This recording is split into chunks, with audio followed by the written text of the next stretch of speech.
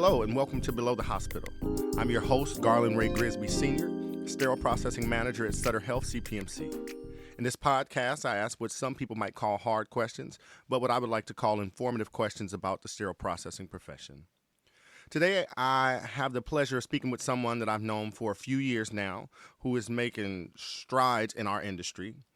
I'm speaking with Rebecca Peplau. Rebecca is a clinician education specialist focused on SPD education at Healthmark, a Getinge company. She's a Unity College graduate who started her career in the veterinarian field. She holds multiple certifications. She's contributed to trade publications like Healthcare Purchasing News and is deeply involved with professional and industry associations like HSPA and AMI. Rebecca, welcome to the show. Thank you for having me. Happy to be here. It's been a while. We've been trying to get you on for a long time. I know. It has been a while, but I'm happy to be here. I like what you're doing with this podcast, and I'm excited to be a part of it. So thanks again. Oh, thank you. So let's just jump right on in here and just tell me about your path to sterile processing for human healthcare and what that looked like.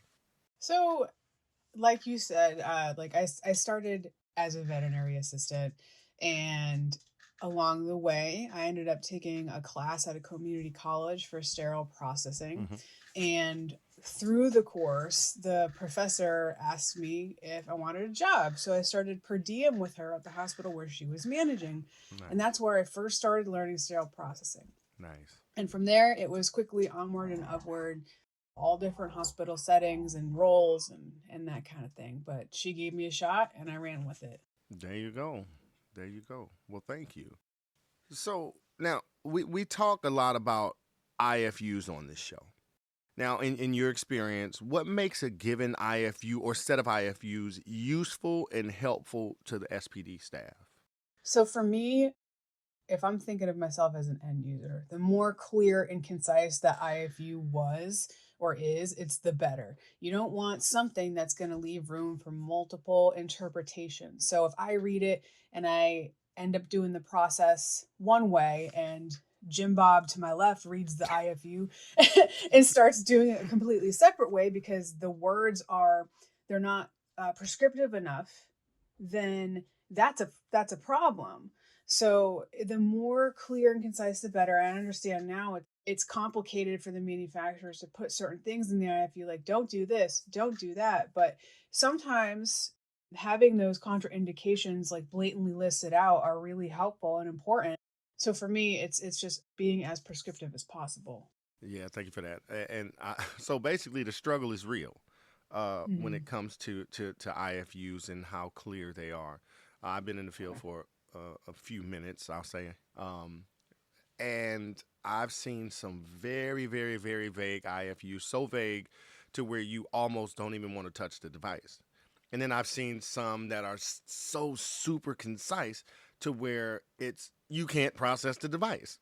I mean, that's true, but you can't process the device based on the manufacturer's way of validating things. So what are you going to do?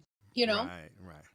It's one of those things where recently I read a really prescriptive IFU, and like 2 years ago I read the same IFU and it was completely flipped on its head and way more detailed than I'd ever thought possible. And it kind of made me sick to my stomach a little bit because I was like, this is ridiculous. It was super prescriptive, but a lot of the steps in it did not make sense. Yeah. I talked to one manufacturer and I said, how often do you get SPD folks involved in this? And they said, actually, we don't. And I said, that's the problem. Oh my gosh. I said, that is the problem because we get into these situations where we understand what you're trying to do. We understand. And you have to make it for the world. But at the end of the day, you have to make it for real life folks to be able to do it. So, yeah, that's IFUs, man. Yeah, they're tricky. So now let's talk about education, right? What's the importance of continuing education for SPD professionals, whether that's in-house training or formal certifications? What's the importance of that?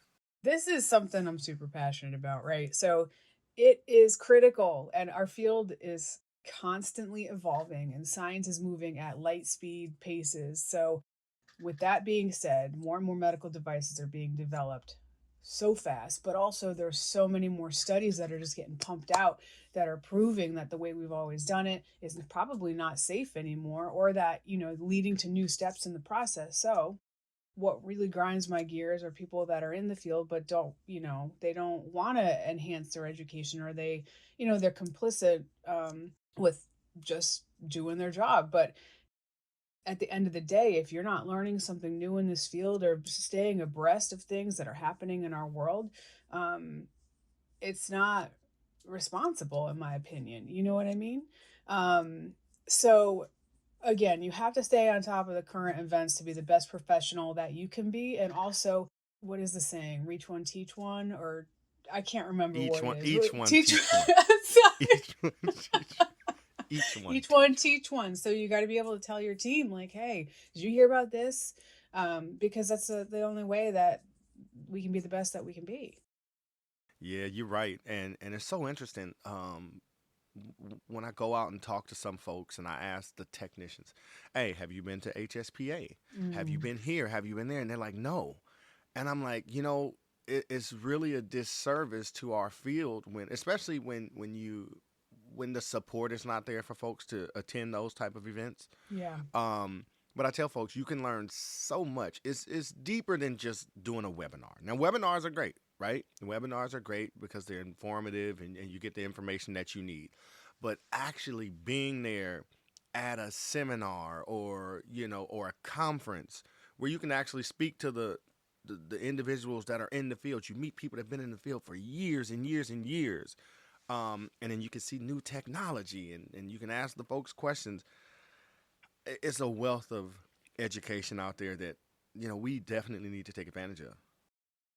And I got my so joining Amy and working on the standards was the best thing I could have done for my career. I was working at a facility where I didn't have ease of access to any of the standards, and a lot of the times it was hard for them to purchase the standards. So I took it upon myself to join Amy as an individual, and I just started going and listening and learning from everybody in that room. And so that was the best thing I feel like I could have done for my career. And so even taking that step and just listening, if you don't want to talk, that's fine, but just listening to the other people and helping to create the standards, man, there's so much knowledge you can learn from those Yeah. meetings. Yes, it is. I remember when I attended one for the first time, and I was blown away. Just the fact that I was like, how do they come up to any agreements with all of these people in the room? You're looking at 100 and something people in a room, and they all have input, and they all have something to say, and they all have expertise and years, and Yeah. and you got physicians and surveyors and just everybody as part of these committees. Yeah, it's amazing to be part of those groups. But I'll Um, also say, like, being a part of Healthmark has definitely changed things for me.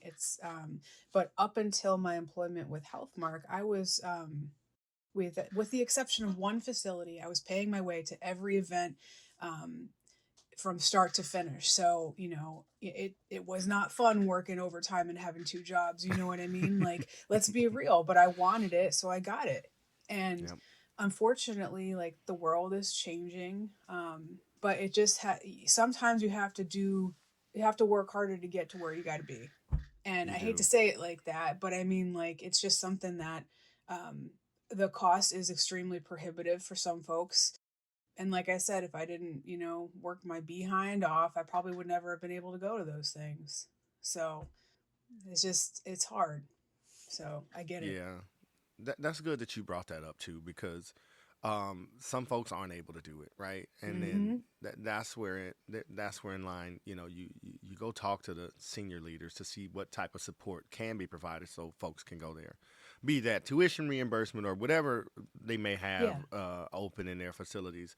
But also, I mean, you made a great point. You came out of pocket. Why? Because you invested in yourself. And that's kind of why you are where you are now, right? Because you 100%. didn't wait on somebody else to do it for you. You said, you 100%. know what? I'm gonna do it. This is what I want. I want to learn from me. And I just don't want everything, handed to me. I want to go grab some stuff. And now look at you. So you're doing great. You are too, sir. You're doing great. So you mentioned, so we talked about standards. So what role do standards play in clinician education?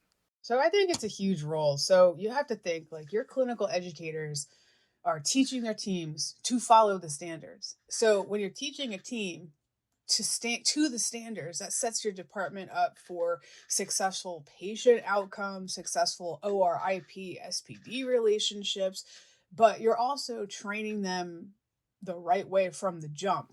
So any deviation from best practice could be considered non-compliance. So if you think of it in that way, it's a critical role. If you're teaching from the standards, your team knows about the standards. They know they exist. They know they exist. So that's a huge thing for me, because in many of the hospitals that I worked at, I was never taught about that.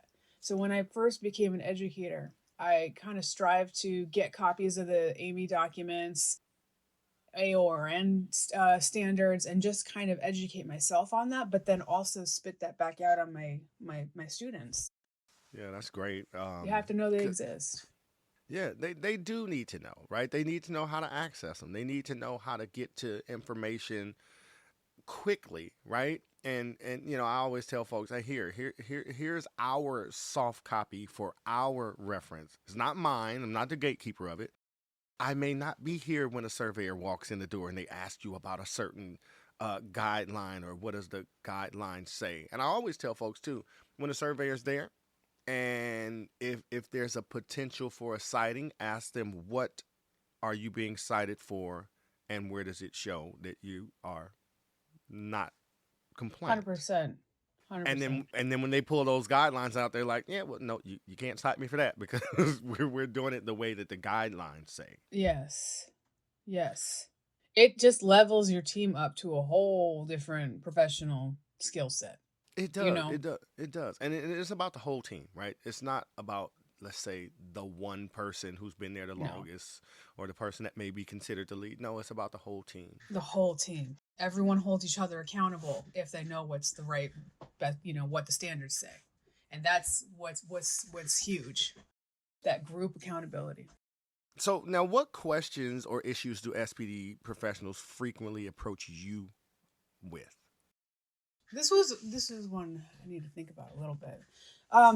A lot of the times now, it is related to water quality and rolling out ST108 and black specks and staining and residues and that kind of thing. It's a pretty hot topic. Other than that, wet packs, troubleshooting wet loads, but also, how do I get involved? Like, how do I grow my career? How do I get involved with HSPA? So it varies from common issues in the department, but also how do I expand my career? How do I take the next step?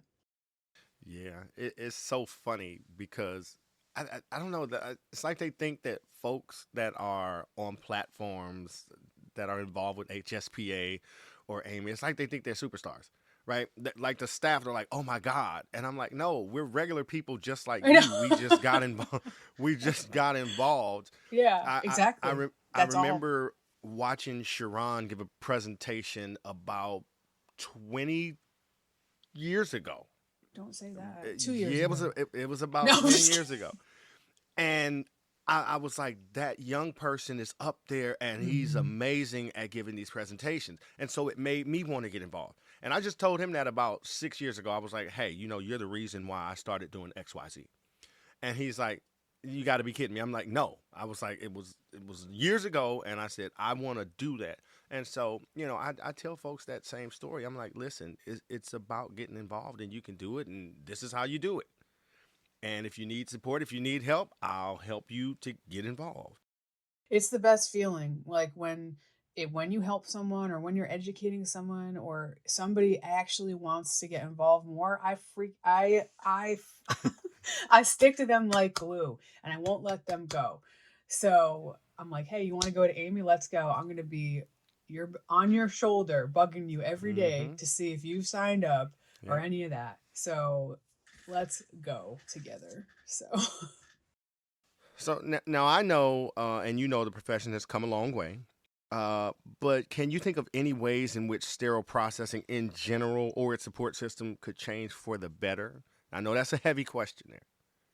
So I think I believe that it is starting to change. I see some forward momentum as far as infection prevention getting involved in our education and wanting to learn more about SPD. So more infection preventionists are coming to SPD conferences or asking SPD professionals to come speak at their events. So I think in turn that expansion of knowledge does flood the system a little bit. So more there's a higher level of respect.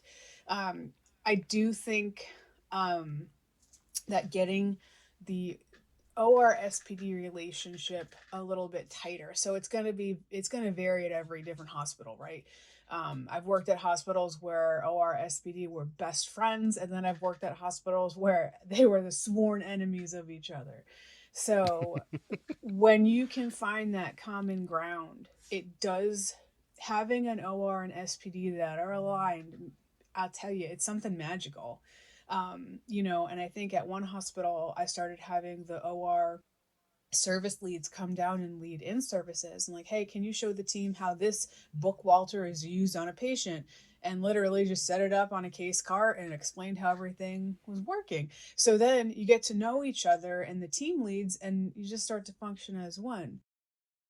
Any other ways in which sterile processing can better its support systems?